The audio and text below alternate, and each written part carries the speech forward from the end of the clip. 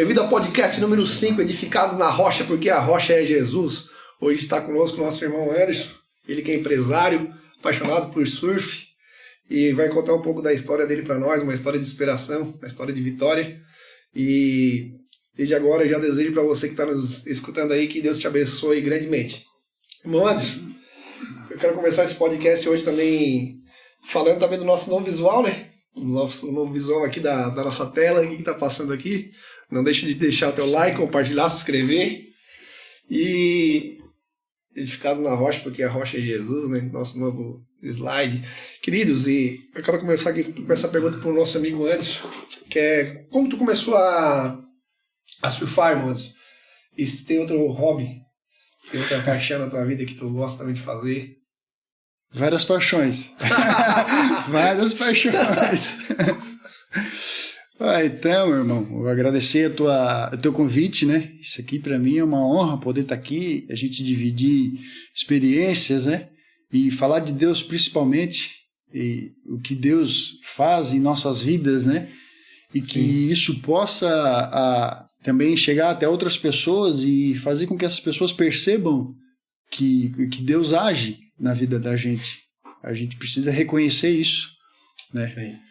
E sobre a tua pergunta, cara, já tocasse no assunto. Vamos começar já com o surf, né? O surf, para mim, como muitas coisas, é uma benção, né?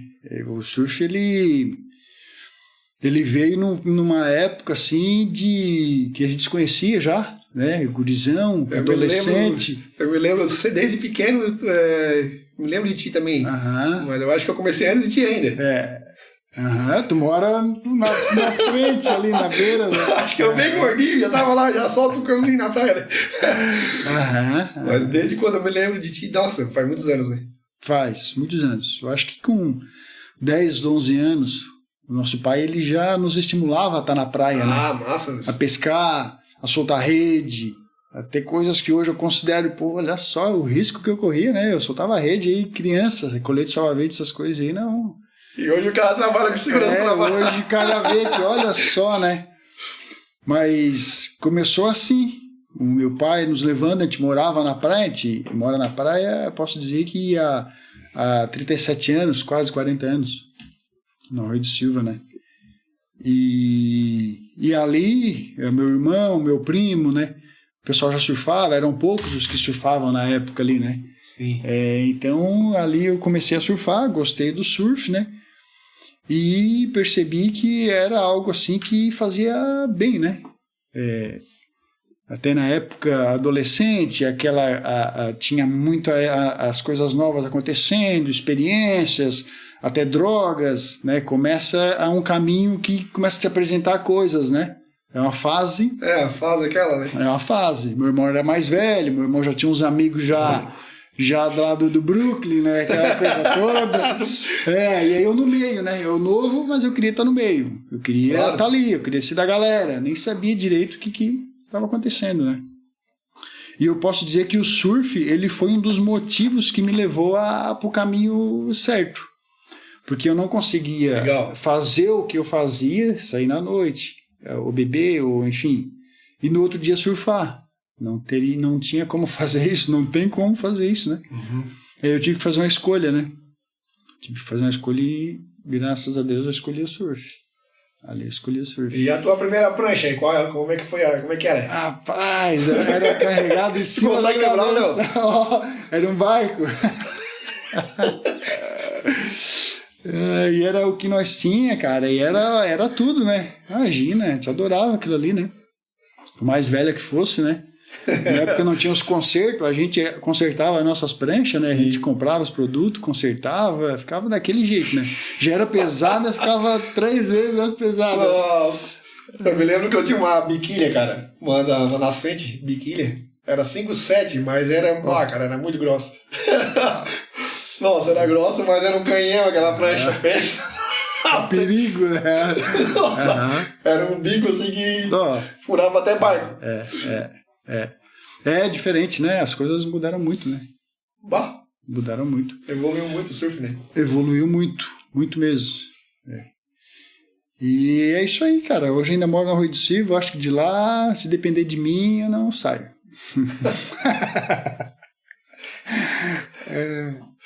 Não, tá certo. Mas essa brincadeira aí de surfar, tu já participou de torneio, alguma coisa assim, não? No início, sim. Eu vendia picolé para poder pagar o campeonato. No outro dia, né? A gente vendia picolé. Tu já vendeu picolé também, então? Vendia picolé. Na época, eu veio pro Farol de Santa Marta, a gente pagava excursão. Era uma excursão que o Josa fazia, alugava um ônibus, né? Sim. E a galera ia tudo num ônibus só, né? Imagina, né? Chegava no pico assim, ruim, né? Descia 50 no pico pra surfar, né? E era assim. E aí eu participei de, cara, eu acho que 2 campeonatos, assim. Eu nunca fui muito, assim, do campeonato. Pois é. Tem uma galera que já são mais encarnados. É. Uma turma que já gosta bem mais de campeonato, esse lance, né? Uhum. E aí no Arroio sempre teve, né, cara? O Arroio sempre teve ali os patrocínios dos Jus e tal. Uhum. E cara, eu me lembro também que eu também vendi picolé, tá? Vou contar uma história aqui, cara. Mas eu tava vendendo picolé. Eu acho que eu tinha uns 6 anos de idade. E resolvi vender picolé com meus amigos, né, cara? Vou vender. Cara, joguei o carrinho de picolé assim pra longe, assim, o carrinho virou, cavalhola, assim, quebrou tudo os picolé. Cheguei em casa chorando. Cataços que deu pra catar. Em casa chorando. Fiz o pai comprar tudo picolé, cara. Aí deixa o pai tudo picolé, mas ganhei comissão, né? Picolé crocante. De areia, né? Ainda ganhei comissão ainda. Ainda ganhei comissão. Cara, eu me lembro dessa história de picolé que eu acho que foi o meu primeiro serviço. Primeiro serviço. Meu primeiro serviço. De vendedor. E a gente lembra até hoje, né, cara? Isso aí, né? E sempre vai lembrar, né? Não, o cara sempre vai lembrar, imagina. Pô, assim, como é que foi o teu encontro com Jesus, assim, cara? Então, eu gosto de começar do início. Não, começa bem do comecinho, bem devagarinho, queremos saber tudo aí. A gente não consegue desmembrar Jesus da nossa vida. Eu acredito que ele está desde o início. Ele sempre esteve. Sempre esteve, né? E eu tenho para mim, assim, que uma das histórias que eu tenho é da minha adoção, que eu acho muito interessante. Porque na época a adoção era diferente do que era hoje, né? Então, eu tinha 2 anos de idade e eu fui colocado na rádio, doce uma criança. Na época era assim, né? E meu pai ouviu, tal, enfim, deu todos os trâmites, né? E acabei sendo adotado por essa família que eu tenho hoje, né?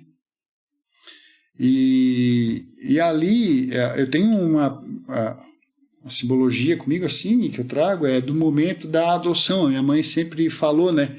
Sim. Eu sempre gostei de ouvir também sobre isso. Como é que foi, né? Como é que é isso de entregar um filho assim, de 2 anos? Isso. Como é que consegue entregar um filho de 2 anos? Que forte que é isso, né? E eu perguntei para ela como é que foi o momento da entrega, assim, né? Ela disse que eu estava dormindo, né? E que foi passado de uma mãe para outra mãe.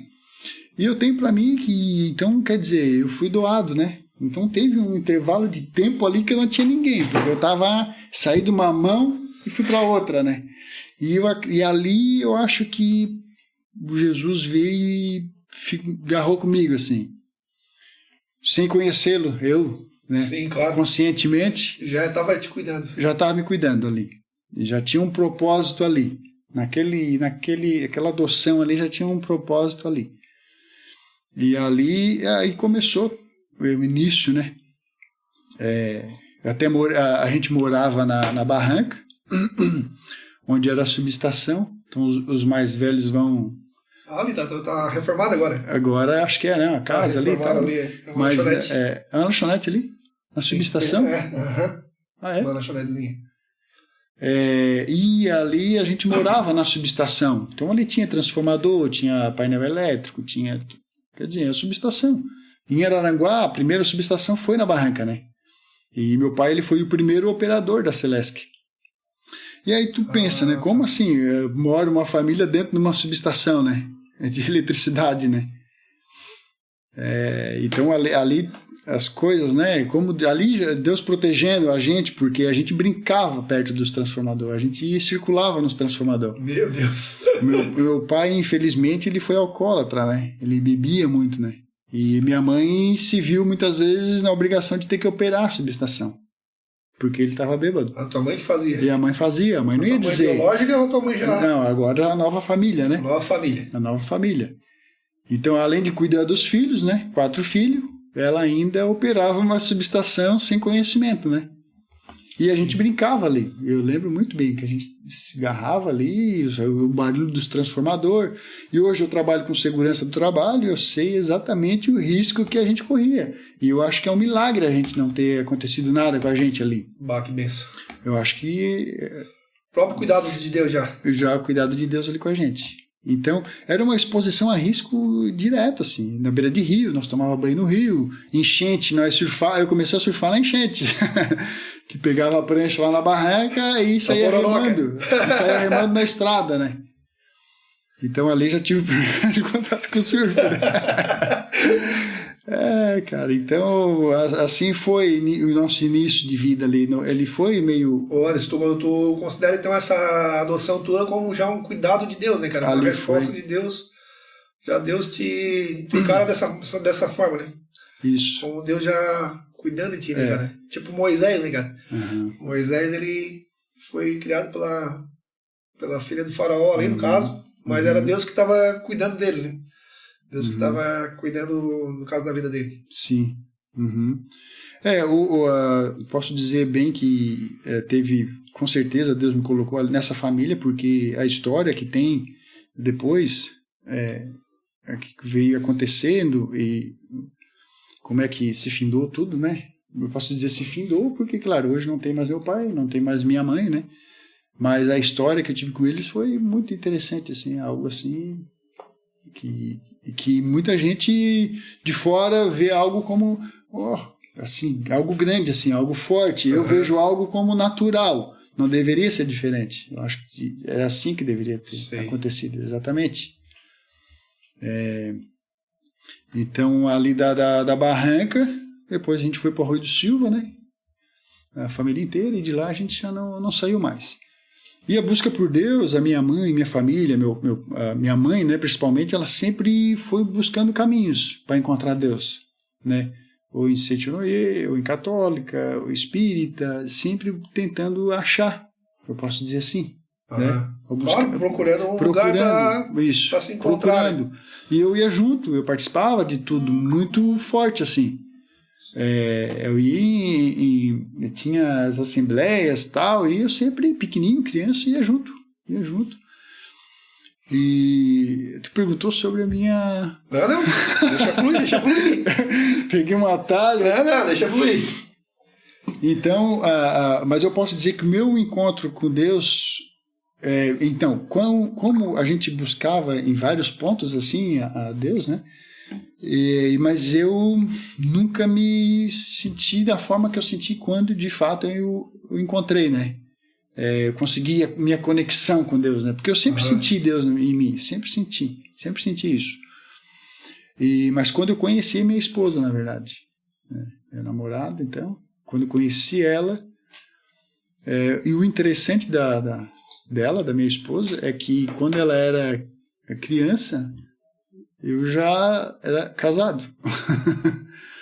Porque ela tem 30, eu tenho 40, né? E eu tive minha primeira adolescente, né? E eu trabalhava com a mãe dela, né? A minha esposa. E eu não assim tão no início assim, né? Tão precoce assim, mas depois, quando ela já ficou adolescente, que eu já não estava com a minha esposa, eu tinha algo em mim com ela, assim. Eu percebia mas eu percebi que não era de qualquer jeito. Eu percebi que não era em qualquer tempo. Tanto que eu trabalhava fora, no gasoduto, viajava e tal, mas eu tinha isso muito forte. Será que é agora? Porque eu sei que se eu for nela, é para casar. E ela não me conhecia. Olha que louco isso, né?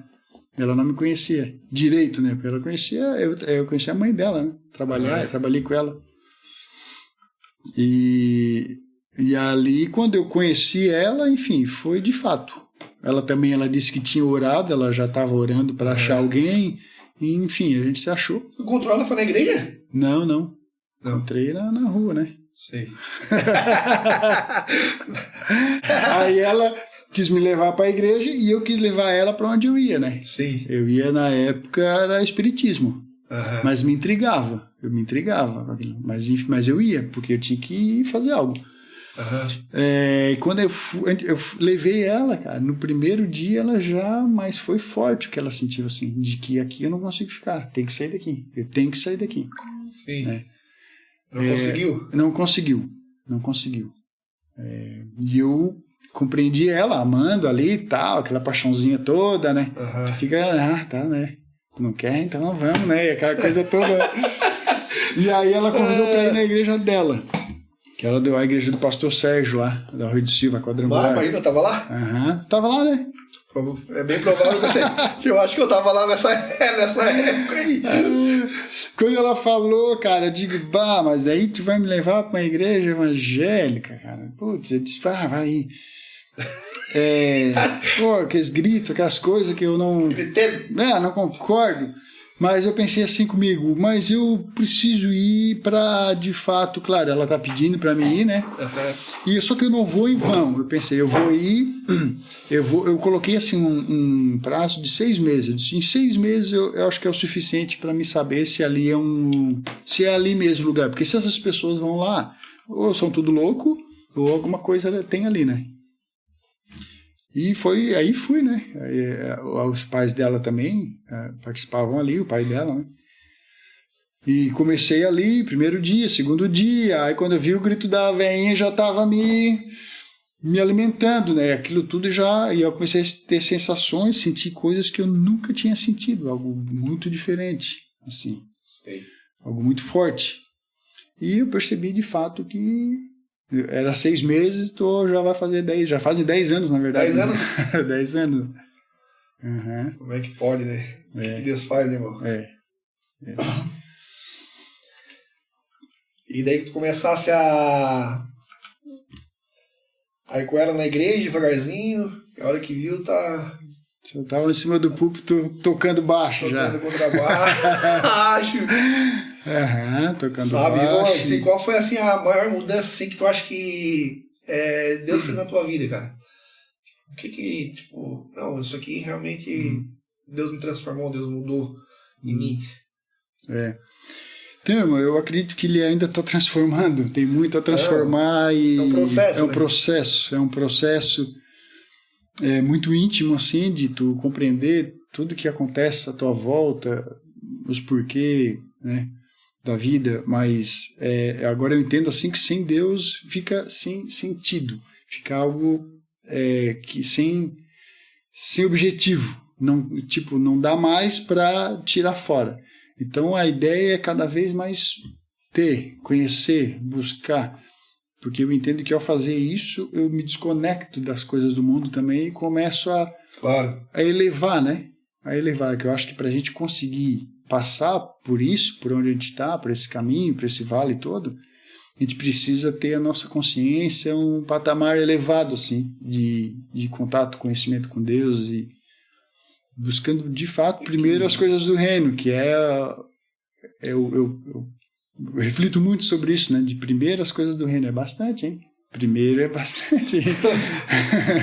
Seja feita a tua vontade, né? Essa que a gente ora o Pai Nosso, né? A oração mais conhecida, né? Mais famosa, mas talvez não tão praticada. O que diz no Pai Nosso, né? Primeiro a tua vontade. A tua vontade. E muitas vezes a gente coloca a nossa vontade em primeiro lugar, né? Uhum. Deixando a vontade de Deus para segundo plano, né? Sim. E isso acontece, imagina, porque é natural da nossa natureza, né? Uhum. É da nossa natureza mesmo, do pecado, né? De querer fazer a nossa própria vontade. Né? E quando a gente conhece Jesus, Jesus começa a fazer essa transformação dentro de nós, né? De renúncia. Né? Uhum. Até porque quando de fato a gente tem esse encontro, a gente começa realmente a entender que a gente tem que negar a si mesmo. Uhum. E esse processo de negar a si mesmo é dolorido. Né? Uhum. Não sei se contigo foi, mas comigo foi muito... É até hoje, né? É até hoje, porque às vezes o cara começa a se elevar um pouquinho, se erguer um pouquinho, e Jesus vai lá e dá um pedala robinho no cara. E diz, não. Volta aqui. volta aqui, porque realmente a gente precisa ser confrontado por Deus, né, pelo Espírito Santo, né, cara? E essa restauração, essa mudança que vai acontecendo dentro em nós, né? É de dentro para fora, né? Essa mudança ela vai vindo de dentro para fora e tu vai cada dia ficando mais humilde, né? Mais manso, mais simples. Eu vejo dessa maneira, assim. Tipo, que as pessoas que têm esse encontro com Deus, elas vão realmente sentindo essas coisas, né? E aí a gente vive nesse mundo, né? Então o que a gente enxerga? É esse mundo, né? O tempo inteiro, né? Então quer dizer, tu já acorda pecando a princípio. Não tem muito o que fazer. Tu já acorda porque ou tu acorda orando, né? Ou tu acorda pecando. Então, porque essas coisas do mundo, eu que tenho empresa e preciso estar atento e preciso prospectar, preciso ver mais além e preciso fazer uma gestão de pessoas muito boa, senão a empresa não funciona. E o que eu percebo é que tu não pode dividir. Tipo, eu estou na empresa, agora eu não vou buscar Deus. Eu vou buscar Deus fim de semana ou na quarta. É o tempo inteiro, é integral, né? Então, quando diz buscar primeiro as coisas do reino, quer dizer, é o tempo inteiro. Não consegue fazer isso se tu não usar o teu tempo integral ali. É verdade, Anderson. Essa conexão, essa integração entre o trabalho secular e a obra de Deus é muito importante esse assunto que tu estás levantando, porque tipo, eu sou pastor, mas também trabalho, né? Trabalhava até ontem, né? Quer dizer, mas sempre trabalhei fora, né? E pretendo continuar, se for da vontade do Senhor, né? Não sabemos ainda o que vai acontecer. Eu quero, agora vamos ver. Vamos ver o que vai acontecer aí pra frente. Mas eu digo assim que essa integração assim, ela é muito importante. Isso. Porque uma pode sufocar a outra, né? E a gente não pode deixar, de repente, tu como empresário, né? Às vezes, que é mais espiritual? O pastor Luiz Hermínio falando uma vez isso aí. O empresário ou o pastor? Depende. Depende de quem está cumprindo o propósito. Às vezes o empresário pode ser muito mais espiritual do que um pastor. Porque é dali que Deus, de repente, usa para tirar um recurso para uma obra, para uma missão. Entendeu? Então não é isso, né? A questão. Mas a questão que a gente está colocando também é a capacidade que o cara tem de gerir o tempo. Né? De gerir o tempo para uma coisa não atropelar a outra, cara. Isso é difícil, né? Porque às vezes a gente veja muitas pessoas reclamando, né? Sim. Reclamando que nunca tem tempo, né? E as pessoas cada vez tirando menos tempo para Deus, né? Isso. E dando mais tempo para aquilo que é para elas, né? Separa, tenta fazer sem colocar Deus, né? Eu acredito que a partir do momento que tu começa a buscar Deus permanentemente, ele começa a fazer parte da tua vida. Se tu esquece dele um dia, se um dia tu não ouve um louvor, ou tu não lê uma passagem, ou tu não reflete numa passagem, tem algo errado aí. Eu acho que todo dia tem que ter Deus, todo dia, né? Quanto mais, melhor. E até tu falou ali, eu estava pensando, é muito mais fácil ser santo dentro da igreja do que dentro da empresa, né? Tá todo mundo adorando ali e tal, tô conectado total, né? Agora dentro da empresa, onde eu tenho minhas relações ali, e eu preciso saber lidar com isso, até porque as pessoas sabem que tu é cristão, que tu crê, e eles estão reparando em ti. Bem assim, as pessoas reparam de olho, né? Estão de olho em ti. Então, nesse ponto, eu acho nem tanto pelo que tu diz, mas pelo que tu é. Porque se eu chegar dentro da minha empresa e eu querer ficar falando de Deus o tempo inteiro para eles, nos momentos que não é o momento, né? Agora, se eu sei, né, o que eu digo, que eu creio... Carta viva. Aí tem que ser a carta, né? A carta viva, né? É as nossas expressões, é a nossa vida que tem que dar o testemunho, né? Isso. Não são apenas as palavras. Isso. Muitas vezes muitos querem viver de palavras, né? Isso. Mas na verdade a gente tem que ser a carta, né? A carta aberta, um livro aberto, né? Onde as pessoas possam ver a imagem e a semelhança de Deus, né? Legal, cara. Essa tua visão aí que tá abordando aqui no podcast.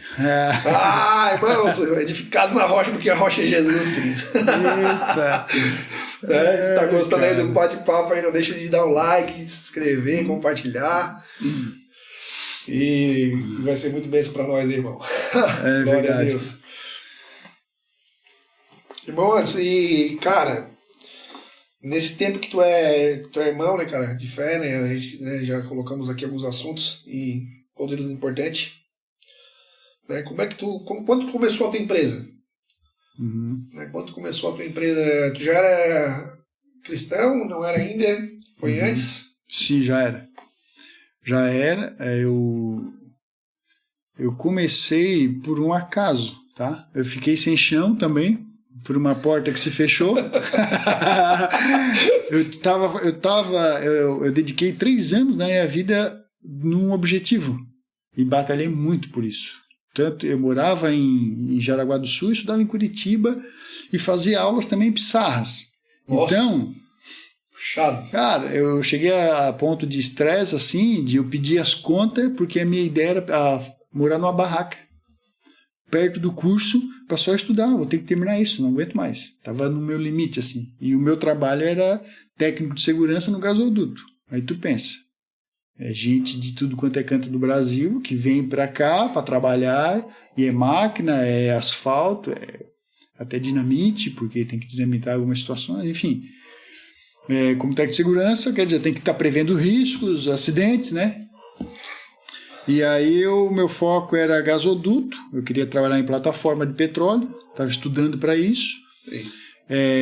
Eu tinha os pré-requisitos, já tinha o curso na época, inspetor de dutos, eu tinha a prática em dutos já, né, 3 anos, e eu precisava do CREA, de técnico de segurança não dava, tinha eletrônica. Vou fazer eletrônica, acho que é mais fácil, pensei. Rapidinho eu termino.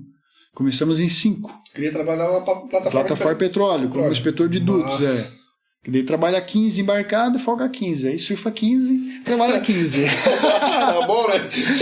olha o que eu tinha, né? Era isso aí. Mas nessa época eu não tinha, assim, Deus tão forte em mim, mas eu tinha. Mas eu tava na vida aí, tava Então tu fica mais sempre com meus princípios, né? Meus princípios sempre foram bem firmados, né? Tanto que daí esses 5 que começaram a fazer o curso lá em Curitiba, era à distância, mas tinha que estar indo, acho que 2 ou uma vez por mês tinha que estar indo para lá.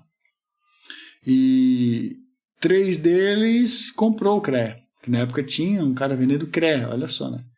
E eu digo, não vou fazer isso, não vou. Nem que eu demore 2 anos, eu não vou fazer isso.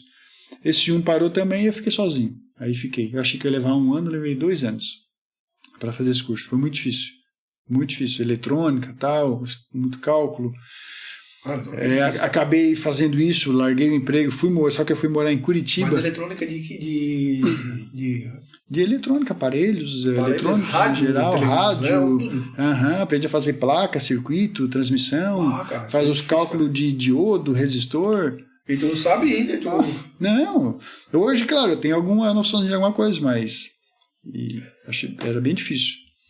Fui morar em Curitiba, morei na casa dos meus tios lá, que são umas bênçãos assim na minha vida, meus tios até hoje, assim, considero eles demais. Tio Geraldo e a tia Rita. E fiquei só estudando. Eu quase que surtei, né, naquela casa, que saía todo mundo e eu ficava sozinho o dia inteiro lá em Curitiba, numa casa, né, cara? Uhum. Mas, enfim, foi essa luta, consegui. Quando eu consegui tudo, daí eu estava numa obra em Itajaí, já, do gasoduto. Uma empresa com 100 funcionários. E eu cuidava desses 100 funcionários, como técnico de segurança. E obra na beira da BR, né? De rede escavadeira e máquinas. E foi uma obra bem interessante, posso dizer, porque aprendi muito ali. E quando eu consegui reunir todos esses documentos, eu estava conversando com um colega no MSN na época, né? Disse, consegui, vou pedir a prova na Petrobras lá, na FBTS. Vou fazer a prova. Daí ele assim, Anderson, cara, dá uma olhada porque mudou. Foi publicado uma alteração na lei, cara. Não aceita mais eletrônica. E sabe quantos dias fazia que eles tinham publicado? 14 dias. Fazia 14 dias que eles tinham publicado que não aceitava mais o CREA. Desabou daí o teu sonho ali. Nossa, aquela sensação de perder o chão eu tive. Aí eu fiquei sem norte, assim. Sem norte total. Tanto que eu pedi as contas daí. Eu digo, eu não quero mais, porque o meu serviço não rendia financeiramente. Ele era bem dificultoso, era bem difícil, e financeiramente era um dos que menos rendia, assim. E os inspetores de duto ganhavam, assim, tipo, 7 vezes mais, era algo surreal. Eu trabalhava 10 vezes menos. Aí fiquei sem chão, aí vim para casa fiquei desempregado. E aí eu comecei desempregado em casa, morava na casa da mãe, de favor ali, sozinho na praia, uma casinha de madeira e tal. E ali na MSN eu via a Nicole ali, né? Sempre ali, né? Eu digo, será que agora? Fiquei, será que agora eu tinha isso? Enquanto eu tava lá, não era hora, porque eu tava lá. Aí depois que eu voltei, será? Mas eu tô ferrado aqui, eu tenho emprego, não tenho dinheiro. O que eu vou... Ainda quer casar, Ainda quer casar, cara. Quer casar? Será? Aí cutuquei, né? Aí cutuquei, colou, a gente se conheceu e ali começou. Voltando, então, a tua pergunta da empresa, né? Aí eu fiquei desempregado com ela. Começamos a namorar. Desempregado e tal, mas muito atento, querendo saber para onde eu vou, regalado. E um dia encostou um carro de um colega que surfa ali, que também ele encostou o carro cheio de luva, assim, de equipamento de segurança, né? Ele vendia assim, porta em porta, né? Tá. Mas na hora eu não me liguei assim, não me atentei a isso. E acho que quem falou até foi a Nicole, se eu não me engano, dessa ideia, né? Por que tu não vende EPI? Claro, eu trabalho com isso. Boto no carro, saio para vender, né? Paro nas empresas, eu vou vendendo. Mas assim, parece que abriu assim, né? Abriu a mente. Nossa, deu um clarão, né? É bom, né? Aí eu usava, eu usava o computador da prefeitura ali, que tinha lá uma biblioteca, né? Não tinha computador, tinha nada. Usava lá, fazia os contatos por ali. Comecei ali, não tinha carro, comprei um carro velho, que não passava de 70. Se passasse, desmanchava. Não era o carro do Batman. Cara, um ninho assim, que foi bênção. E ali comecei essa luta, assim, dia a dia, um dia atrás do outro, fazendo a coisa correta. Trabalhando direitinho, atendendo a melhor forma possível que eu podia fazer o melhor possível. E os clientes percebiam isso em mim. Que, é legal ter esse cara junto porque ele é determinado, assim, ele ajuda, ele soma. Então eu fui fazendo clientes, tanto que eu tenho clientes, os mesmos clientes até hoje, né? Que legal, cara. Isso é importante, né? Até hoje. Uhum. A gente começou ali, pequenininho, né? Uma salinha. Onde é que era? Era na Jorge Lacerda ali, tem a Nevasca, né? Na esquina ali, na rótula. Na outro lado ali, tinha uma salinha. E aí eu pensei, Araranguá não tem uma loja de EPI, né? E como eu trabalhava no gasoduto, lá pra cima tinha essas lojas de EPI. Eu já tinha visto. E Araranguá não tem, se eu abrir, eu vou ser o primeiro. Só que eu não tinha, não tinha nada, não tinha nenhum carro velho pago, eu tinha, né? E aí eu fui numa consultoria do Sebrae, conversei com um consultor, e aí eu falei para ele a vontade, eu queria abrir, porque se eu abrir tem uma sala assim, assado, que eu acho que aquela sala é o ponto ideal. E aí ele, mas quanto tu tem, né, de capital? Eu virei os 4 bolsos, sim, digo, não tenho, assim, eu comecei com a herança do meu avô paterno, que tinha 9 filhos, o pai morreu, divide mais 4 daí, que daí divide para os filhos, sobrou tipo 4 mil, 5 mil, multipliquei ele 5 mil, não falei mais. Mas com muito sorte. E quando eu falei, ele disse, não abre que tu quebra. Quem nasce grande é monstro. Quem nasce Quando eu saí da de ProSul também, cara, eu comecei a minha loja de um camelô, né? Eu tinha um terreninho, comprei a sala. Na época também, mesma coisa que tu, né, cara? E peguei a minha saidinha ali, eu acho que deu uns 5 mil. E comprei de coisa, de mercadoria e comecei a trabalhar. Mais ou menos assim. Mais ou menos aí. Mais ou menos. Aí o cara tem que ter coragem, né? Tem que ter coragem. E aí veio o consultor e diz, não abre. E eu queria abrir. Mas de qualquer jeito, eu queria fazer para ver. Daí eu falei pro pastor Michael na época, né? Eu disse, pastor, eu tenho uma vontade, tenho uma ideia, E aí ele, na hora ele não disse nada. Mas quando ele foi pregar, ele pregou e olhou para mim, apontou e disse, tu vai abrir. Eu disse, tu vai abrir, tu vai ser grande. Nossa, eu me arrepiei, assim, tomei posse daquilo de uma forma que eu... criei uma chama. Aquilo ali Aí o que eu faço agora? O que eu faço? Não tem dinheiro, como é que eu vou alugar uma sala? Daí eu tive uma ideia de jirico. E fui lá na sala, falei com a dona, disse, eu queria alugar a tua sala, tá? Mas eu queria que tu assinasse um documento avisando que eu vou alugar para mim ir no banco fazer um empréstimo. Ai, cara, tudo errado. Ela olhou para mim, mas que ideia é essa? Eu nem te conheço, tu quer que eu assine um documento para te ir no banco fazer um empréstimo? Daí eu assim, não, esquece, apaga, esquece. Saí, eu digo, vou ter que dar outro jeito. Enfim, que jeito que eu dei eu não sei. Eu sei que a gente começou, a gente abriu sem recursos, sem condições. Eu vi milagres acontecendo, assim, sabe aqueles milagres que porque Deus te conhece, Ele faz algo para tirar tuas dúvidas, Ele não deixa a dúvida. Não. Né? Tanto que o boleto era na época ali de R$600, eu pagava o boleto, eu revendia no dia para pagar o boleto à noite. Tudo errado. Uma empresa que começa assim é fadada ao fracasso a princípio, né? Meu Deus, sem capital é difícil. Sem capital. E aí eu sempre buscando Deus, né? Claro, não sou bobo, né? Cada vez mais buscando Deus, e aquilo me deixava tranquilo. Eu lembro de uma palavra que o irmão falou que a preocupação de fato é a falta de fé. Se tu tá preocupado, então não tem fé. Cadê tua fé? Calma teu coração e confia. E aquilo ali eu tomava posse, cara, de uma forma muito assim forte. E tanto que esse boleto já era de tarde, o dinheiro não tinha, e eu tava tranquilo. Eu vou fazer o quê? Se eu tô aqui, com certeza, estava tranquilo. Enfim, mais do que às vezes eu sou hoje, tá? Mas, e claro, entrou uma pessoa, comprou os equipamentos e o valor deu R$600. Aí, né? Bem certinho. Então, aí, como é que não é para ser? É claro que eu vou ficar cada vez mais tranquilo, né? Com essas provas acontecendo, né? Então foi assim, irmão. Começamos ali, eu trabalhava muito, tá? Começava às 7h30, limpando tudo. Meio-dia às vezes saía para fazer entrega, e à noite ficava fazendo treinamento. Trabalhava até 10 da noite. Já dei treinamento de madrugada. Trabalha bastante, né? Muito, mas assim, nunca murmurei, estava muito feliz com aquilo que estava acontecendo, trabalhava bom agrado, assim, e tudo ia acontecer. E eu nunca tive vendedor na rua, eu nunca fui buscar cliente. Os clientes que vieram até mim. No início, sim, né? Eu vendia de porta em porta, mas depois nunca mais. Depois já começou a fluir, começou a andar. Os clientes que vinham atrás daí. E hoje tu tá com quantos funcionários? Hoje somos em 9.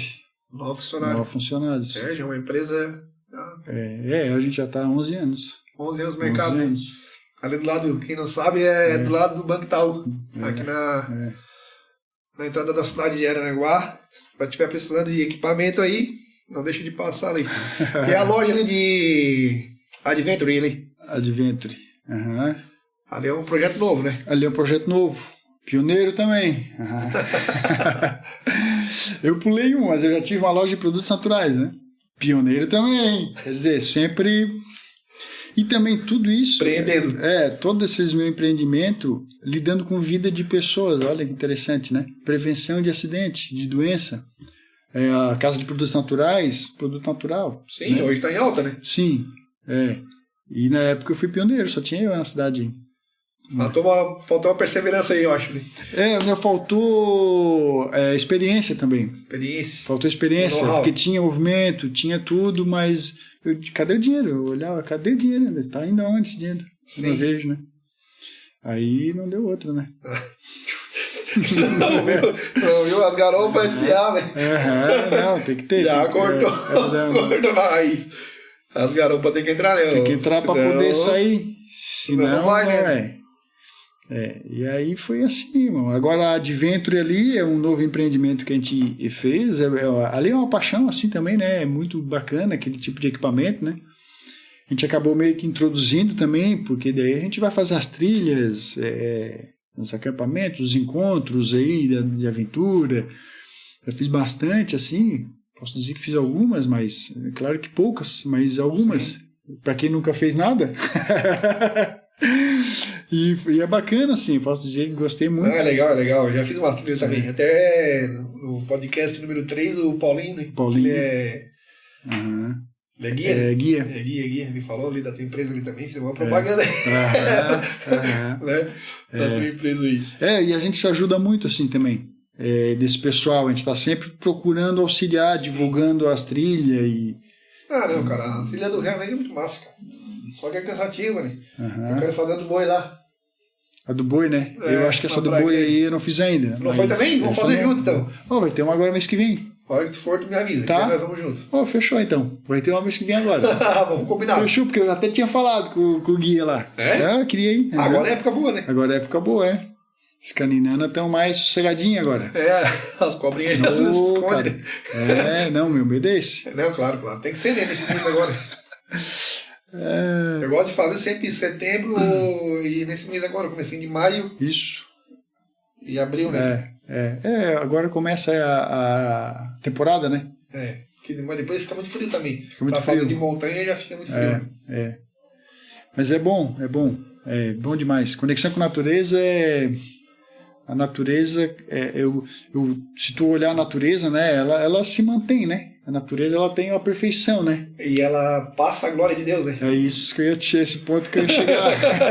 Ela manifesta a glória de Deus, né? Que eu ia chegar, cara. Mas por quê? Porque não tem uma interferência além daquilo que foi criado, né? A obra da criação, né, cara? Impressionante, né?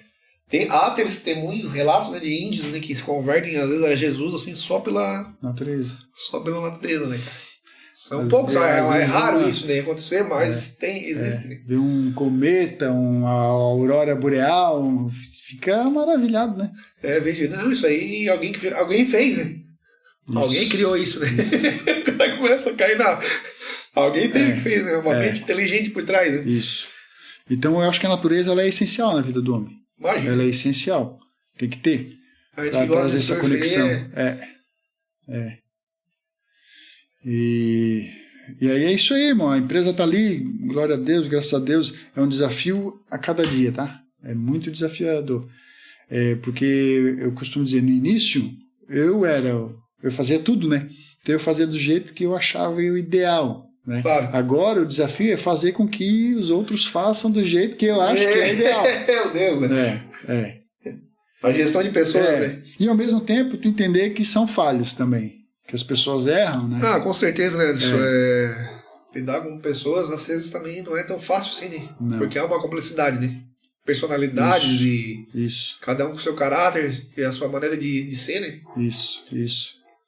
E tu tem que ter isso aí. Esse jogo de cintura, né? Esse jogo de cintura aí. Não pode cobrar em excesso. Por exemplo, se tu...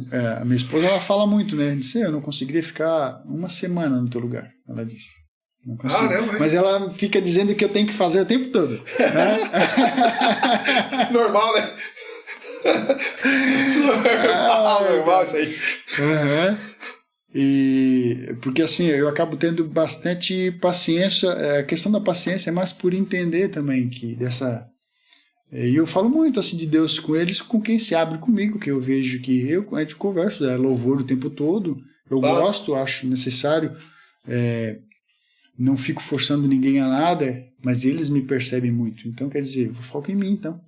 Eu foco nas minhas decisões, nas atitudes, no meu jeito de ser, que eu... Né? E a gente procura ser muito correto. Muito correto. Claro. Eu tenho muito, vamos dizer, não sei se temor, mas com a palavra, né? Porque como eu sou o comercial da empresa, eu vendo, né? Então, o que eu falo, depois fechamos negócio... A minha preocupação é cumprir com aquilo que eu falei. Claro. Tem que acontecer exatamente, não exatamente, mas a mais. A gente tem que estar na frente, né? Sim. Tem que estar... Então, só que o que acontece, né? Existem pessoas, como existe muita gente ali, às vezes a gente perde o controle. Muitas vezes a engrenagem sai fora, você tem que ajustar. Tem que ajustar.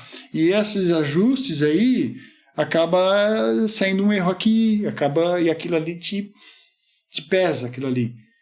Aquilo ali é ruim, uma cobrança de um cliente é ruim, eu acho ruim isso. Claro. É claro que é normal, né? Acaba sendo, porque ninguém é perfeito, né? Uma empresa perfeita, não sei. Acho que não. A partir do momento que está lidando com pessoas, já foge a perfeição, né? Eu sempre digo, né? Quer que a igreja... Porque às vezes as pessoas também, saindo fora de empresa e indo para a igreja, muitas pessoas procuram perfeição na igreja, né? E quando elas chegam lá, elas se deparam com uma realidade que... com pessoas. Cara, com gente... com as mesmas pessoas que tem na empresa. com gente, entendeu? Com gente que tem defeito, que tem problema. Então, às vezes se frustra até. Se frustra, cria uma expectativa e acaba... É o que eu costumo dizer. Se tu vai na igreja para enxergar quem tá lá, os homens, as pessoas achando que são santos... Tchau, né? Tchau. Com certeza, né? Não vai aguentar. Não vai aguentar. Não. Quer dizer, fica com o olho aqui, né? Reparando eu brinco com os irmãos, né? Que eu digo assim, se alguém quiser deixar que a igreja seja perfeita, é só tu sair dela. É verdade. Sai dela que ela vai melhorar um pouquinho mais, porque a gente tem defeito. Tu ajuda a contribuir com esse ponto negativo. A gente tem defeito, né? Igual esse dia no jogo lá de futebol, o pessoal conversando, né? Disse, mas o fulano de tal é todo errado e vai na igreja. Eu disse, mas lá é o lugar dele. Mas tem que ir pra igreja. Se ele fosse o céu, ele tava no céu, né? Tinha sido arrebatado igual Elias. Jesus, ele veio buscar os doentes, né, cara? Né? Jesus, ele veio buscar aqueles que estavam realmente, às vezes, com problema, né? Não só os sarados, né? Isso. Só os bons, né? Muitas vezes isso aí faz parte do processo, né, cara? Pessoas que têm vários problemas e tal. Desvio de caráter também, acontece muito, né? Tem bastante. E se a gente olhar pra essas coisas, a gente acaba desmoronando, né, cara? Frustrando, né? É porque eu vejo assim, cara, a ideia nunca é olhar pro vento, né? E pras ondas, né? É sempre fitar os olhos em Cristo, né? Porque a partir do momento que a gente olha pro vento e pras ondas, a gente afunda, né? Deixa de andar em cima das águas. Perde o foco. Perde foco, né? E o foco, se no foco não for Jesus, a gente acaba desabando, né? Quanto mais focado nele, melhor. Eu tenho em mim um fato que aconteceu uma vez, eu trabalhando, né? E eu fui fazer uma volta, parei no posto de combustível, abastecer, e aí eu entreguei ali, mas eu não dei nem bom dia pro cara, assim, porque eu tava com a cabeça em outro lugar, né? E daí eu fiquei comigo, né? Nem dei bom dia pro cara, né? Vai que o cara às vezes queria uma palavra. Tu fica assim, tá? É aquela coisa. Tem vezes que tu tá mais, tem vezes que tu, né? Aquele dia eu tava, vou ali. Aí encostei do lado dele, assim.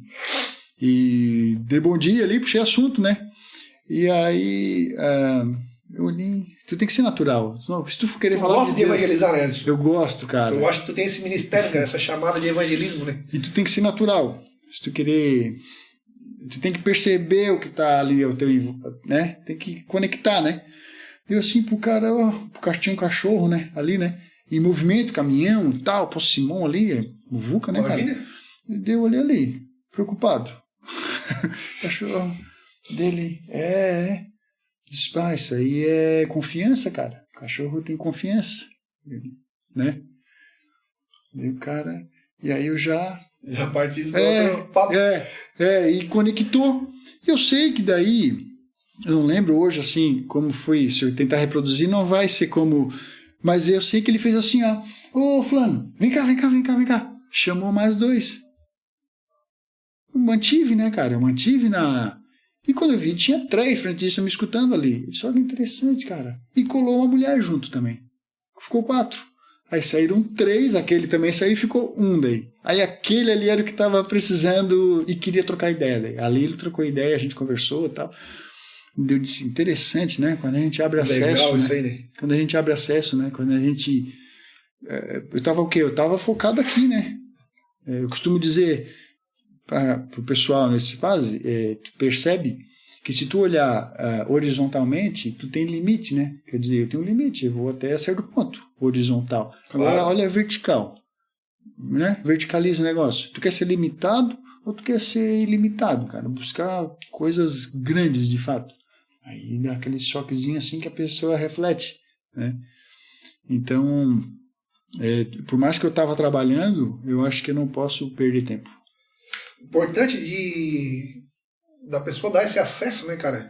E quantas pessoas que às vezes a gente passa do lado da gente e a gente acaba não dando esse acesso, né? Não dá Tava acesso. falando aí, tudo depende do coração, né? Daquela chama tá ardendo ali no teu coração, né? Porque quando a gente tá com aquela chama ardendo, o cara acaba acaba percebendo de maneira um pouco mais ampla, né? Não se fechando no mundo do cara, né? Isso. Porque muitas vezes a gente se fecha no nosso mundo ali e ficamos só... Problemas. Ficamos só em volta de nós mesmos. Tentando resolver problemas. E esquecemos que a nossa volta tem uma série de fatos, muitas almas, muitas vidas. Imagina, o que é mais precisam, importante? né, cara? Às vezes uma palavra com né, dessa atenção, né? Porque não deixa de ser uma atenção, né? De tirar esse momento, né, cara? Tirar um minuto do teu dia ali, às vezes, pra dar uma atenção pra alguém, né? E tu te fortalece com isso também, né? Tu transborda, né? Tu te fortalece. Tu percebe que tu fez algo de fato útil, assim, né? Então tem muito disso aí. De estar sempre atento e conectado, né? Sempre atento e conectado. Sempre atento e conectado. Ô, Benção, e a expectativa aí da família aí? Vai crescer, né? Vai. Já cresceu, ó, olha a barriga da mulher. Glória a Deus, irmãos. Ó, pra quem não sabe aí, né, o nosso amigo aqui vai ser pai de novo, né? né? Vai ser papai de novo, tá bem feliz, né?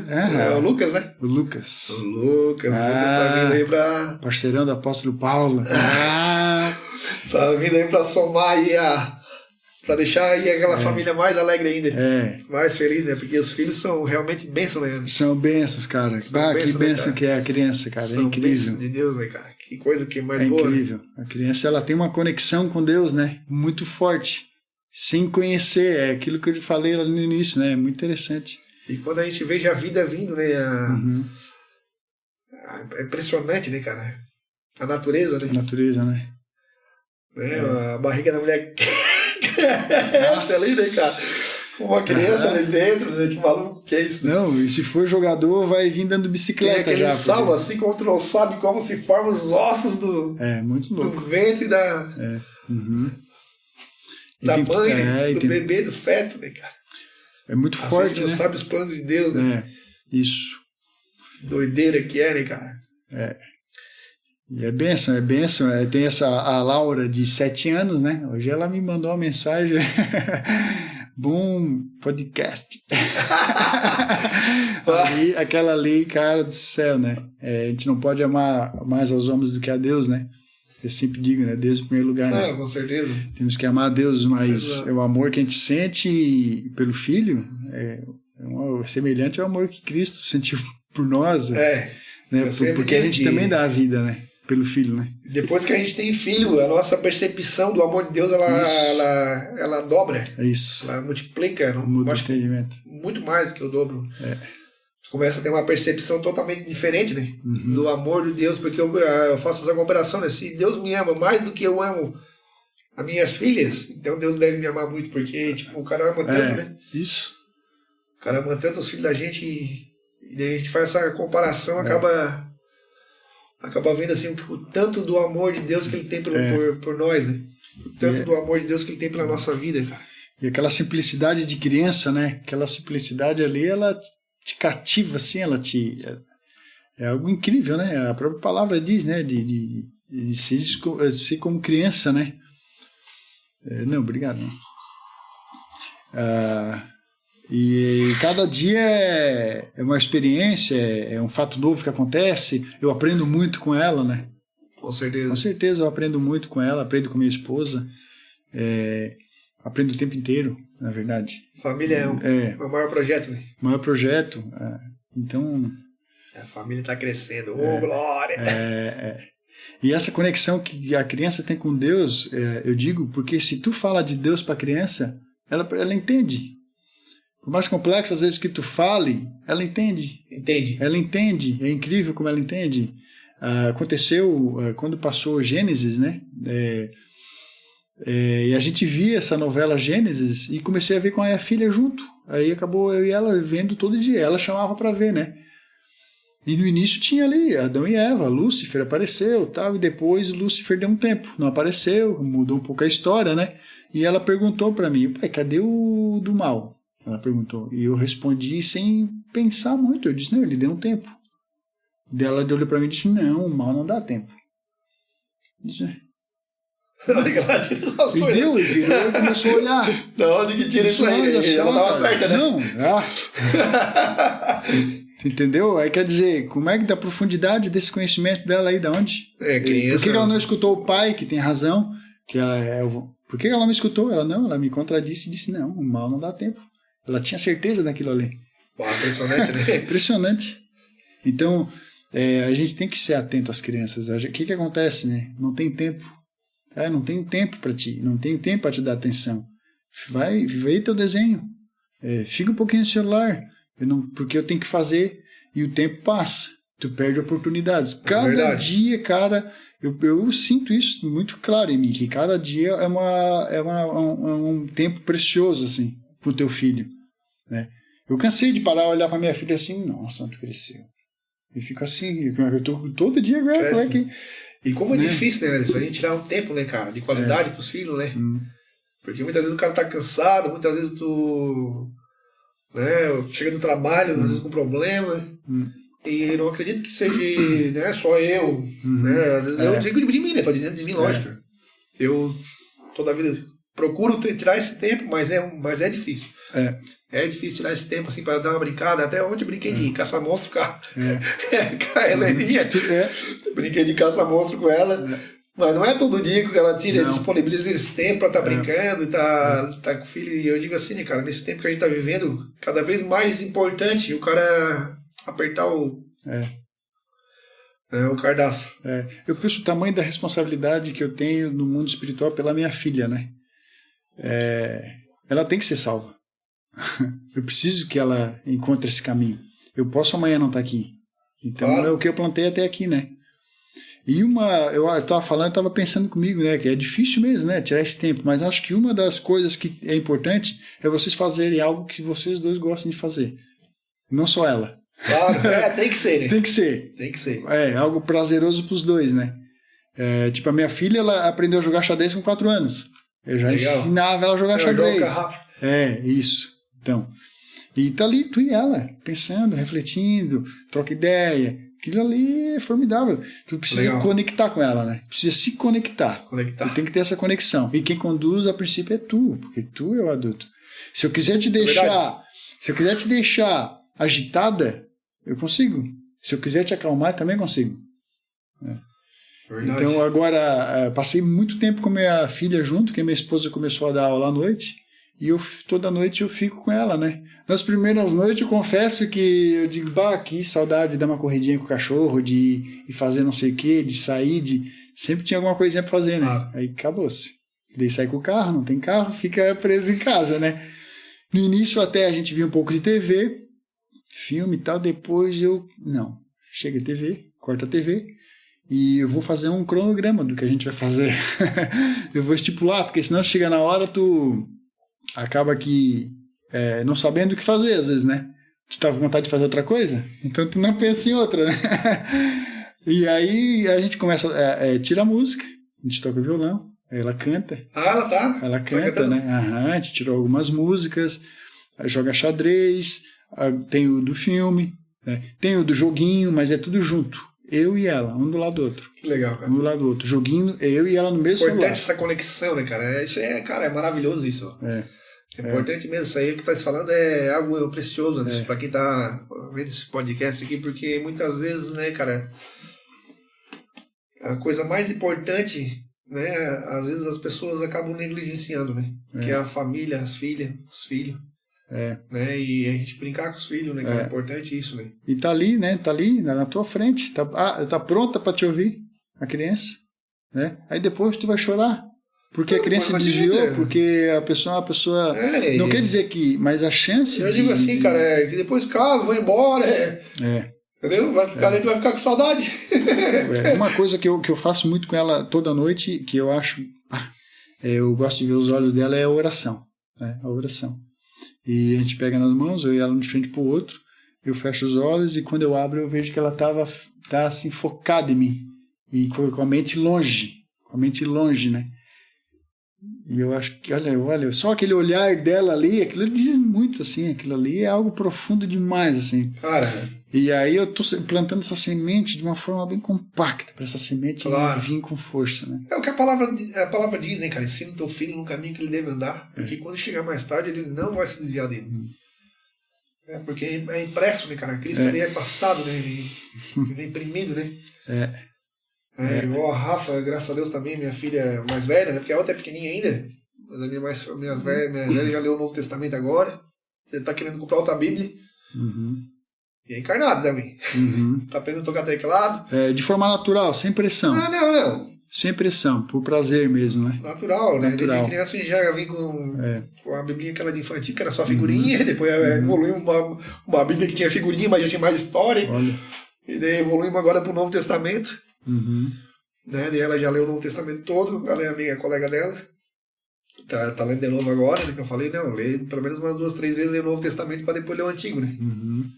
Foi a instrução que eu dei, porque foi assim que eu fiz, né? Eu li, antes de ler o Antigo Testamento, eu li pelo menos umas 3, 4 vezes o Novo, para depois ler o Antigo, para ter uma compreensão melhor do que é o Antigo Testamento. E é muito massa, cara, tu vê nossos filhos indo no mesmo caminho, né? Sim. Indo no mesmo caminho, buscando a Deus, né, cara? Tu vê, isso aí é maravilhoso, né? Maravilhoso. O mundão, cara, se tu deixar pelo mundão ele completar as informações no teu filho, meu amigo. Tchau, né? Eu digo, é a folha em branco, né? Tá ali, tá vindo, tu tá escrevendo. Ela tá se não abraçar, o mundo abraça. Né? O mundo abraça. Se ela absorve não abraçar, quem não abraçar o mundo, né? Se tu não tem tempo pro teu filho, ele vai procurar alguém que tenha. Bom, antes continuando a nossa conversa, cara, eu gostaria de saber, então, na tua vida, qual foi o momento mais triste, assim, pra ti, cara? Aquilo que, de repente, gerou uma tristeza no teu coração, uma dificuldade que tu teve que enfrentar durante a tua vida. Então, irmão, a pergunta foi boa mesmo, porque são vários, posso dizer assim, porque a morte, ela sempre esteve presente na minha vida. Perdi muita gente mesmo, muito próximo, assim, né? No meu primeiro casamento a gente perdeu 2 filhos, né? Isso já começou assim, dessa forma. Eu trouxe de Florianópolis uma caixinha de sapato, um filho e tal, tive que fazer velório, assim, muito... Mas, enfim, construção aí de erros de adolescência também, né? Mas depois, posterior a isso, teve o câncer do meu pai, né? Ele teve um câncer de boca, muito agressivo, né? Que era um câncer que ele era visível, assim, né? Era uma bola, assim, e aquilo ali dava dores, assim, de tu ver arrochar das dores e do desespero do pai, né? Aquilo ali. E eu morava, na verdade, na época eu já estava recém-separando, aí eu até disse para ela, eu vou cuidar do pai. E ela não aceitou isso, tal. Disse, mas eu vou cuidar do pai. Abri mão daquele casamento que já não estava, né? Não estava em Cristo, foi daquele jeito, né? Enfim, aí fui cuidar do pai, muito Curitiba, muito Florianópolis, cirurgia. A primeira cirurgia cortou ele todo, arrancou essa parte inferior aqui, deformou ele todo, não conseguia mais falar. Enfim, foram 2 anos de muita luta mesmo, vendo o pai definhar, né? Aí já em casa, definhando, já próximo à morte, eu posso dizer que eu tenho 2 coisas na vida que eu me arrependo, né? Isso eu posso dizer que eu mudaria, faria diferente. O pai no leito de morte dele, eu não tinha tanto a Jesus, eu não tinha argumentos sobre Jesus, eu não falava de Jesus, né? E o pai no leito de morte, ele disse que queria morrer em casa, né? Queria morrer em casa, ele tinha um colchão d'água, em função dos ossos, já estava bem... Queria morrer em casa, e naquela noite a gente achava que ele ia morrer, porque ele saía fora e depois voltava, assim, e nós dava água para ele, uma colherinha de açúcar naquela, né? Na boca, assim, a água. Que luta, né? E a gente sabia que ele ia partir. E aí a minha mãe, nessa noite, chegou para mim e disse que não ia aguentar ver o pai morrer ali. Daí eu pensei, eu era mais novo, mas eu já estava meio que tomava a frente das coisas, né? Eu que levava o pai, eu que... Enfim, tinha minha irmã Patrícia também que ajudava muito, todo mundo ajudou. Cada um da sua forma. Se eu ajudei mais é porque eu estava ali, eu tinha essa disposição para isso. Né? Que ninguém um ajudou menos, se o outro ajudou menos é porque tinha um ajudando mais. E a mãe falou isso, e aí eu pensei rápido, pô, o pai já vai morrer. O pai já tá... Ele não parece que já não está mais aqui, né? Parece que já desconectou. Mas ele respirava, às vezes quando voltava, mas já... eu vou levar para o hospital, morrer no hospital para poupar a mãe que vai ficar, né? Que a mãe já, tadinha, foi luta, né? Esse tempo, né? Claro. Aí que eu fiz, liguei pro SAMU, na época eu era bombeiro, na verdade. O bombeiro veio com a maca de madeira, veio aquele povo, entrou lá dentro de casa e tal, quebra aquele serenidade que tinha, né?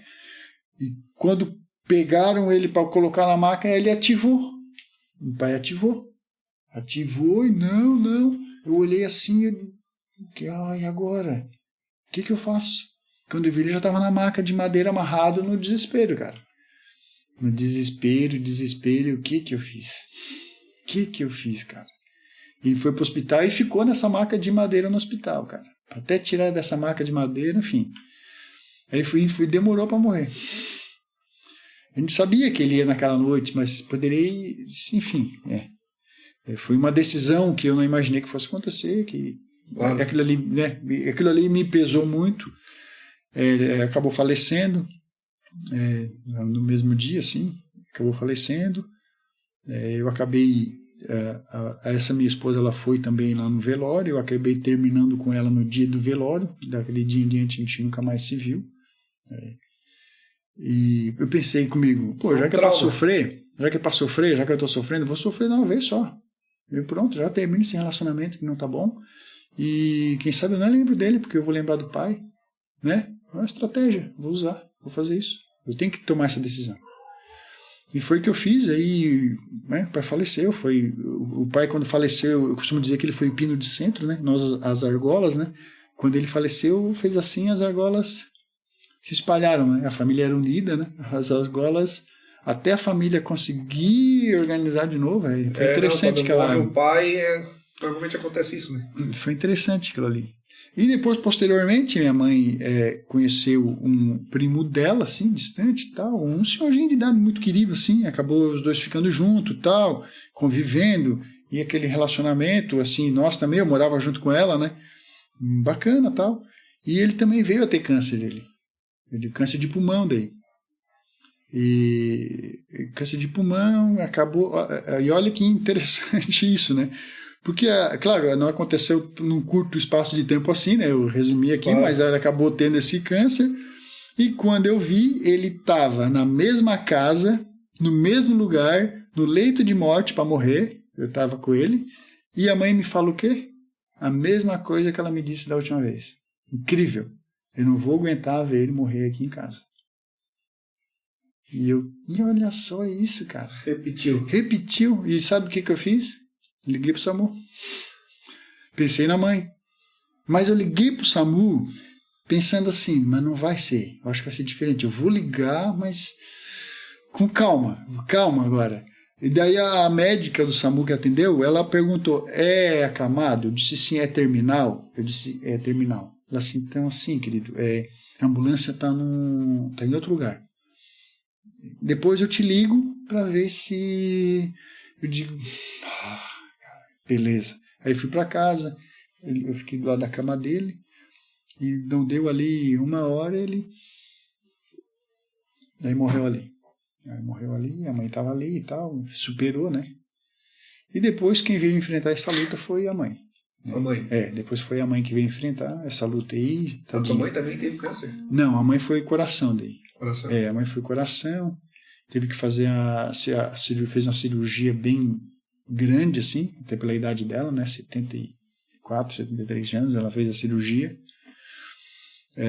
E ali, quando ela fez a cirurgia, no outro dia, quando a gente foi visitar ela no hospital, assim, nossa, naquela UTI, aqueles aparelhos, eu vi que ela é inchada, eu vi que, não tem uma coisa errada aqui não, tá bom isso, não tá bom.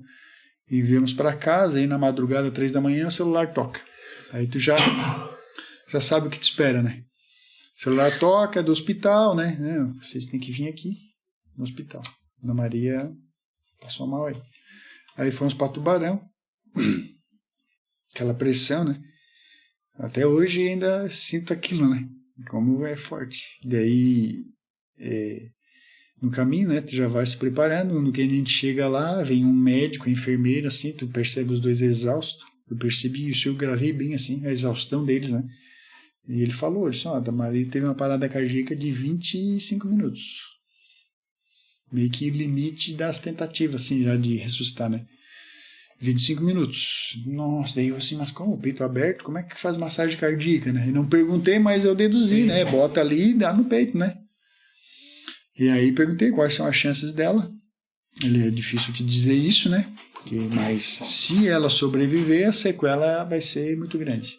A sequela. E ali começou uma luta de UTI, né? Começou uma luta muito grande ali.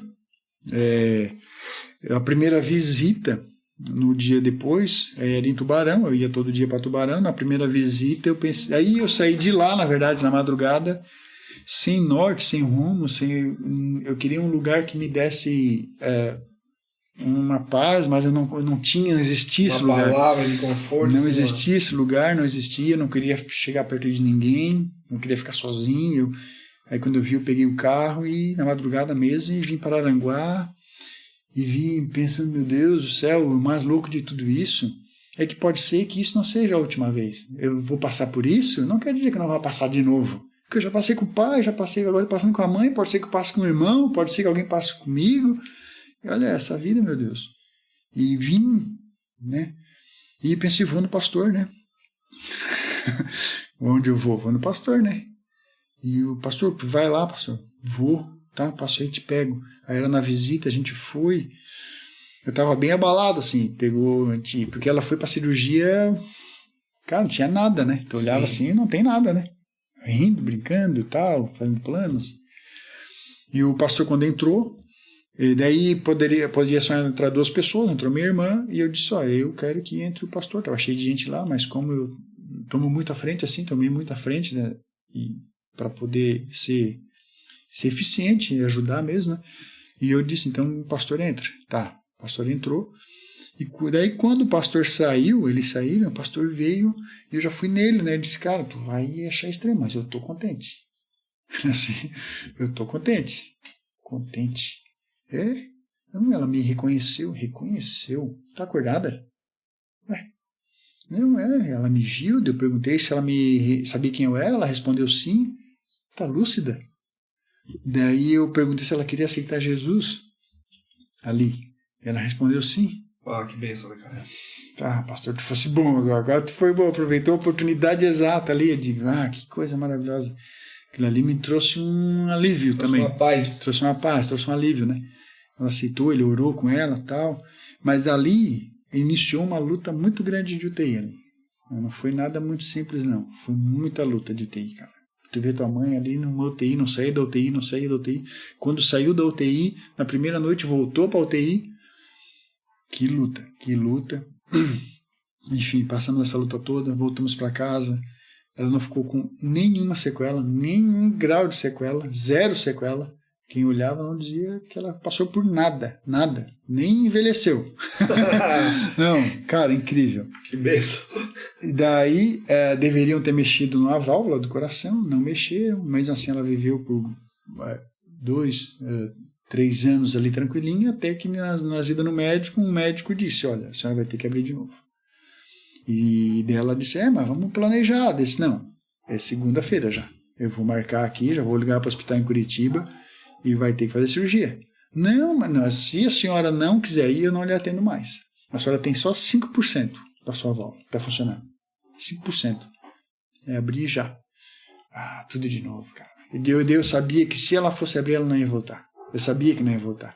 Aquele sentimento, né? Não volta, cara, não existe isso. Uma mulher de 75 anos aí passou por aquilo tudo, quase não vou. Agora, abrir de novo, mexer no coração, não volta. É igual a minha sogra já. Minha sogra já passou um monte já. É luta, cara. E tá viva, graças a Deus. E tá viva? Tá viva. Que bom. E fomos pra Curitiba, irmão. Pra Curitiba, e naquele dia, exatamente naquele, aí foi eu, minha irmã e minha mãe, pra Curitiba. E naquele dia a gente pegou o trânsito, cara, que a gente levou 12 horas pra chegar em Curitiba. E eu disse assim, eu tô dirigindo, então nós vamos ouvir louvor, cara. Nós vamos agora sentir a presença de Deus nesse carro aqui, ninguém vai murmurar, e nós vamos com alegria e na fé. E foi o que aconteceu naquele carro ali, a gente foi. Minha irmã espírita, minha mãe também espírita. E eu, acreditando no que eu acredito e no que é o caminho e na certeza do que eu tenho disso. Só que eu não posso... Claro, não dá pra... Tem as formas, as maneiras... As coisas não são empurradas que vai lá abaixo, né? Não, eu acredito que o exemplo fala muito mais. A revelação, que... ela vem... Ela acontece naturalmente. Acontece naturalmente. Chegando em Curitiba, nessa casa desses meus tios, os mesmos tios que me deram essa estadia lá quando eu fui, enfim, uma bênção. E também meu pai ficou lá. Olha, nossa, são pessoas assim que importantíssimas, né?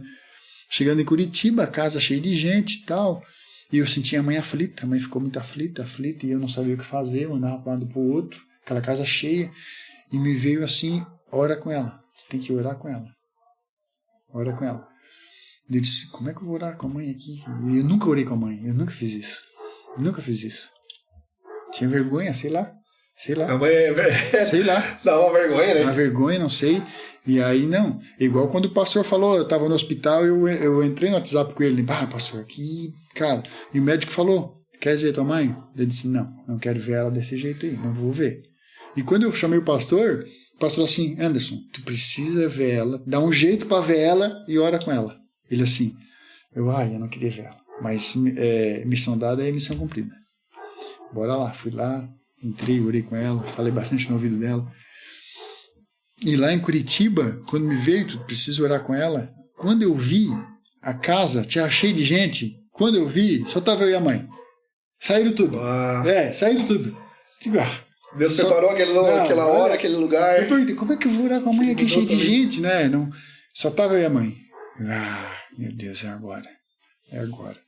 Peguei a mãe pelo braço, sentei ela no sofá, botei a mão no peito dela. Porque eu penso que eu me diminuo, eu acho, quando eu penso do poder de Cristo. Eu penso que eu não tenho essa... Às vezes eu poderia estar pensando dessa forma, né? Por que eu vou ter esse poder? Né? Não sou eu. Claro que é Deus, é um canal, eu preciso agir, né? Dar esse acesso, né? E oramos ali, olha, uns 20 minutos, assim. 20, 30 minutos, eu orei bastante com a mãe, assim, de uma forma... E pedi restauração de células, e pedi coisas que me veio, assim, de forma...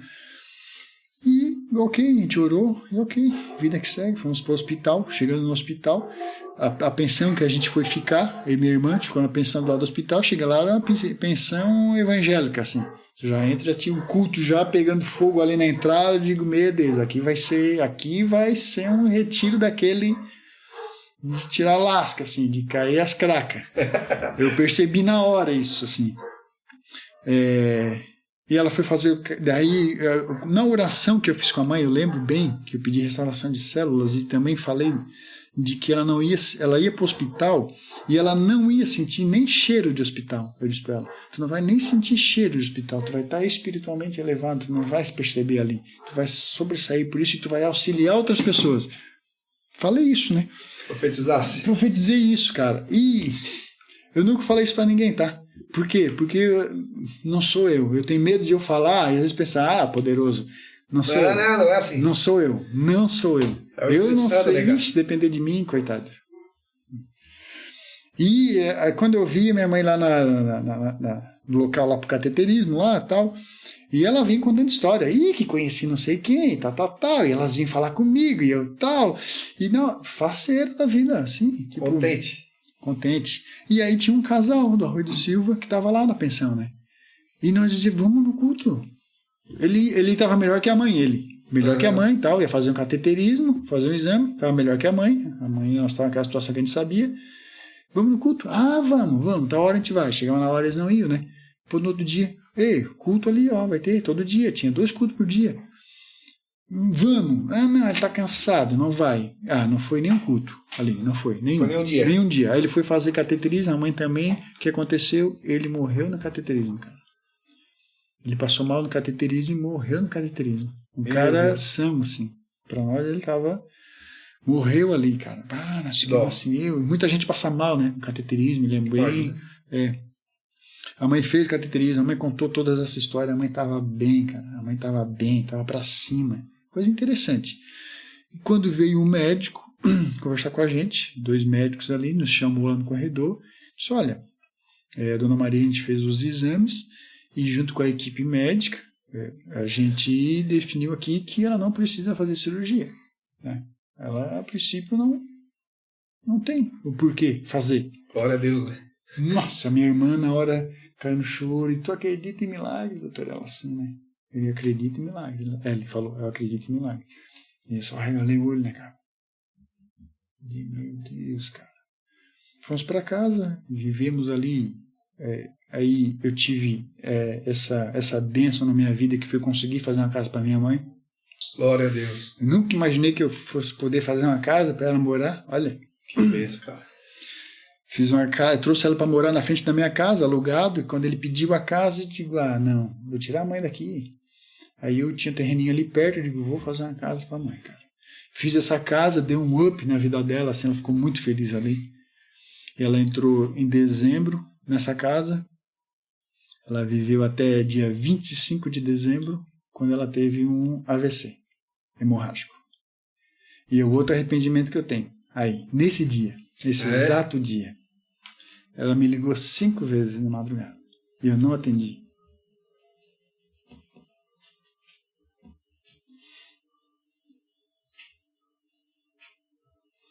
E aí tu...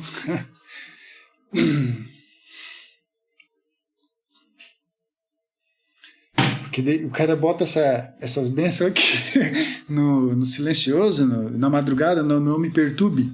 E eu não me atentei. Ela estava bem, eu não estava pensando que ela fosse... E ela não, ela tinha que... Meu número de emergência é o Anderson, né? Sim. Vai me acontecer algo, eu ligo para ele, né? Me ligou várias vezes, não atendi. Quando acho que alguém ligou para minha esposa, né? Aí ela atendeu na madrugada e aí já tinha gente lá dentro, né? Já tinha, quando eu fui, eu já fui sabendo que já era. Ela mora na outra rua, assim, quando eu fui já vi que estavam os bombeiros lá, né? Tava o bombeiro lá na frente.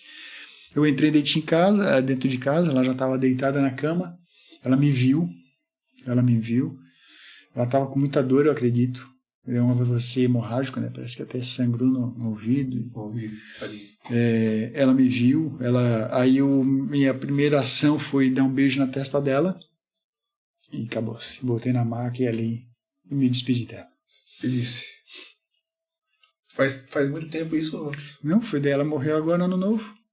1º de janeiro.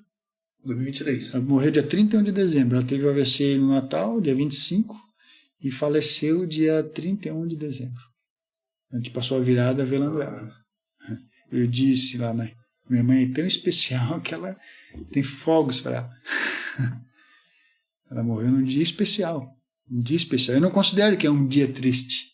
O ano novo vai ser um dia triste. Não, de forma alguma. Um dia especial. É um dia especial na vida da mãe. E a minha mãe, ela foi uma guerreira, nos criou, né, cara? Adotou um filho, né? Sim.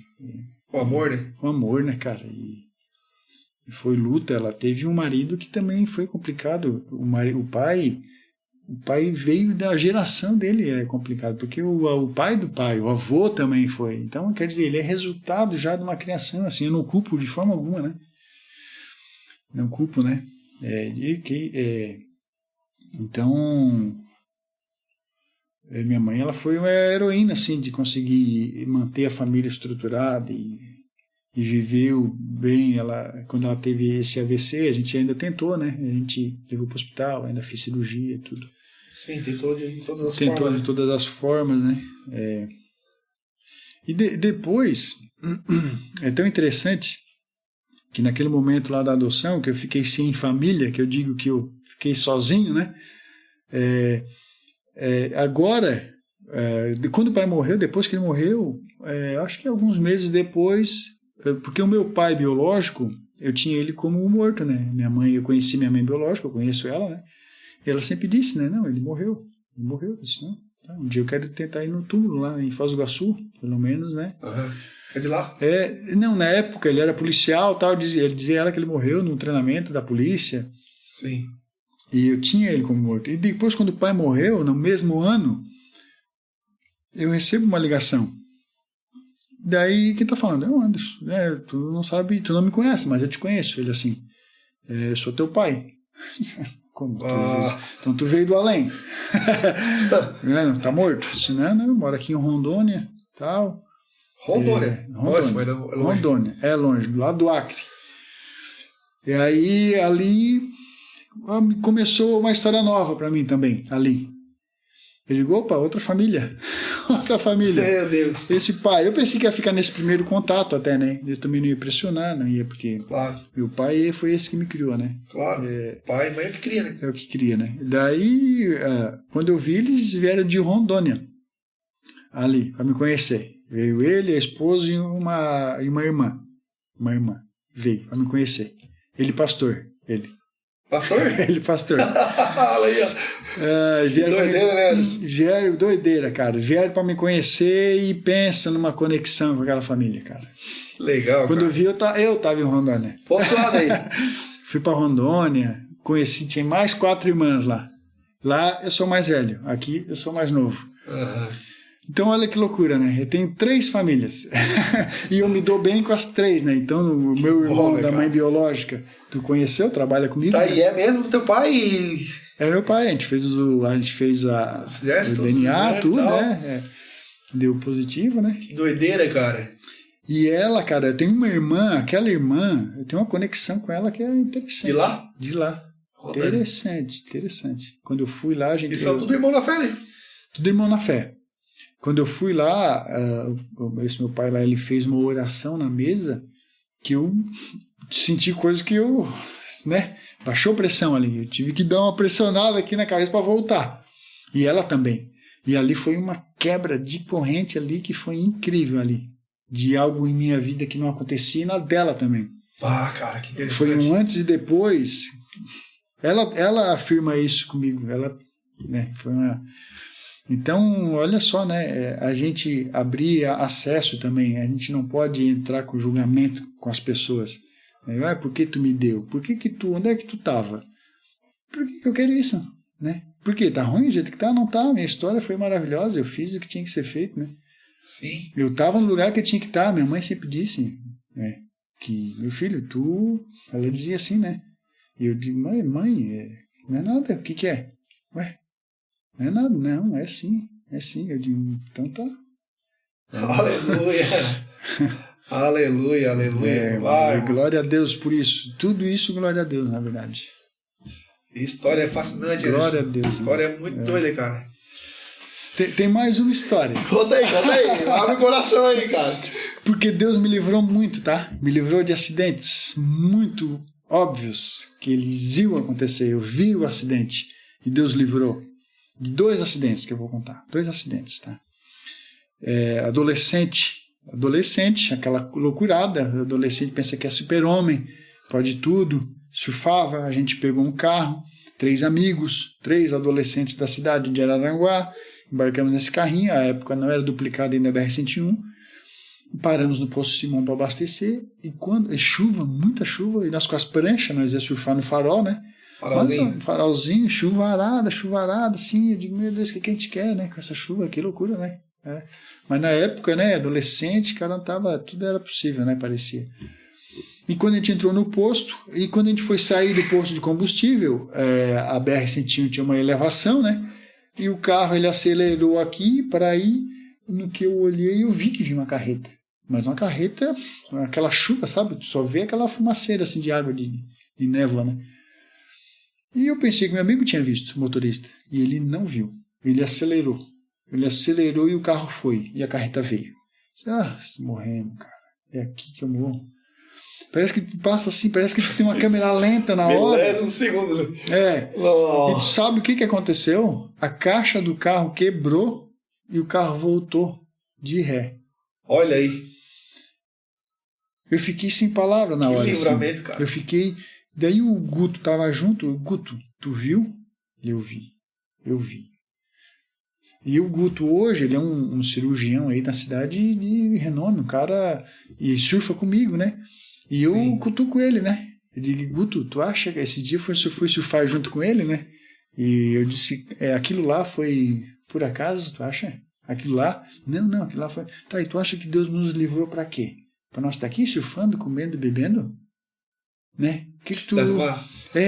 A cutucada nele. A cutucada, né, cara? Porque é uma cutucada que eu faço em mim, né? Claro. É meu isso, né? Mas ele tava junto, né? Então, quer dizer, tu também foi salvo, cara, né? Tu também foi salvo. Aquele dia lá, cara. Eu nunca vou esquecer aquele dia lá, né? E eu lembro muito daquele dia. Quem era o outro que tava? Era o Herbert. O Herbert da escolinha lá, da escolinha da Cidade Alta, da frente da igreja, a mãe dele. Eu acho que eu sei quem é. Hoje ele tá com alguns problemas psicológicos, assim. Ele conseguiu, mas eu acho que naquela época ele já vinha tendo já esses... Aí acabou agravando, foi internado. Era um gurizão, um alemão bonito, tal, grandão. Alterou assim, em função da mente, tá? Remédios fortes. Eu acho que conheço.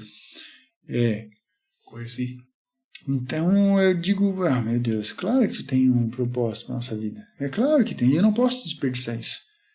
Não posso. Né? Que livramento, né? E teve um outro livramento que também foi óbvio, né? Que tipo, Deus fez e não deixou dúvida. Para me pensar assim, como é que quebra a caixa de um carro, cara? O carro Nossa, não.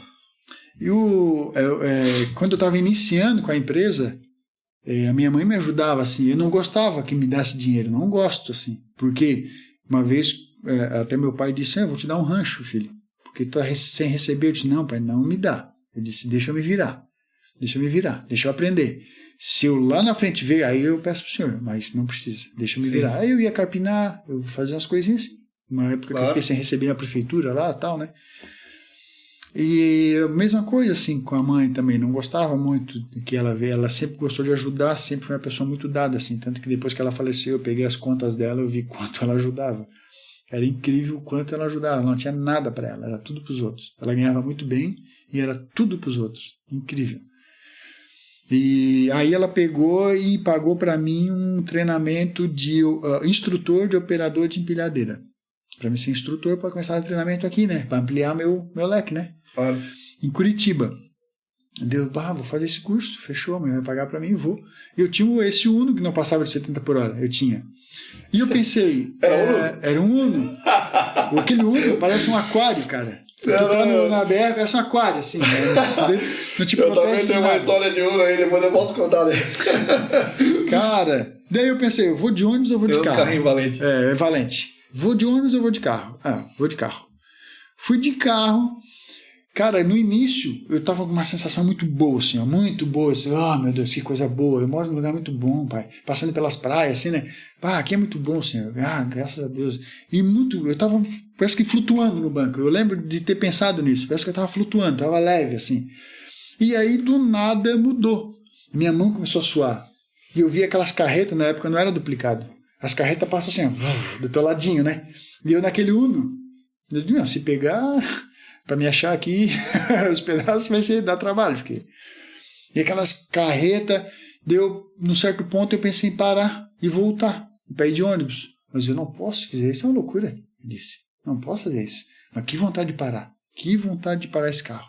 Minha mão suava, cara, suava. E eu tenso, tem alguma coisa errada.